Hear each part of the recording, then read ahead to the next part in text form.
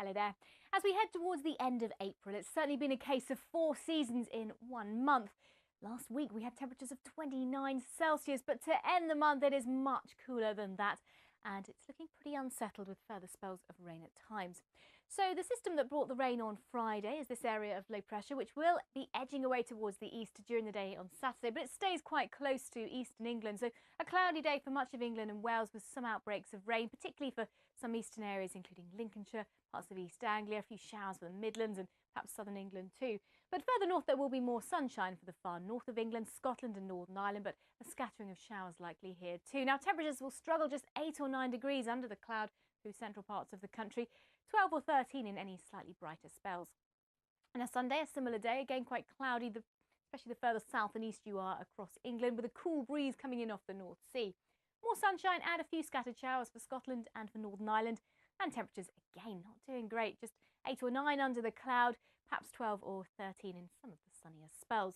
But then as we head through Monday, you'll notice this area of low pressure moving in from France, heading its way into southern and eastern parts of the country initially, and then pushing a bit further north. Now this deepening area of low pressure could well cause us some disruptive weather through the day on Monday, with some heavy rain, strong winds likely to cause disruption with the potential for localised flooding and some snow on top of the highest ground too. Now the worst of the weather looks like it will be confined to parts of eastern England, southern England and into parts of Wales as well, where it's particularly wet and windy. We could see up to 50 millimetres of rain here.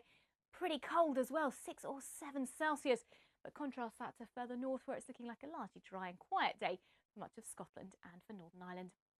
And then as we head through Monday night and on into Tuesday, that area of low pressure tends to start to ease away. It dies a death as the next front approaches from the Atlantic. But Tuesday will be a much quieter day, certainly compared to Monday's strong winds and heavy rain in the southeast. Still a few showers left on Tuesday, a front approaching the northwest later on in the day, but things will be drying up and just starting to warm up a touch, with most of us back into double figures by the time we get to Tuesday. And of course Tuesday is the start of May, so through the early part of May it does look like we'll see weather systems moving in from the northwest and heading southeastwards across the country. So some patchy rain likely at times on Wednesday as this system pushes its way eastwards, and that'll be followed by something a little bit drier with some sunshine and a few scattered showers. But those temperatures just starting to creep up somewhere closer where they should be this time of year through the middle of the week. And then as we look towards the latter part of next week, the blue colours do eventually get pushed away and some welcome relief. It does look like some slightly milder air will start to move in from the west or even the southwest too.